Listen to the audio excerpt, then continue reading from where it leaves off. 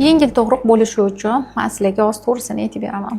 Birinchi o'rinda tug'ruqni yaxshi vrach tanlash bilan boshlanadi. Homiladorlikda to'g'ri olib borish va yaxshi vrach tanlash roddomda.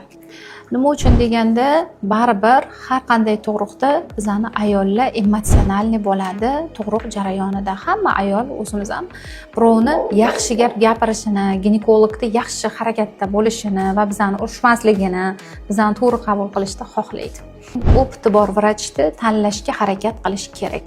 Chunki nimaga deganda, opti bor vrach, misol uchun bo'yniga 3 marta o'ralib qolsa ham zo'r tug'dirib beradigan vrachlar bor. Tug'ruqni to'g'ri olib borish, nafasni to'g'ri olib borish, o'shalar ham vrachni optiga bog'liq.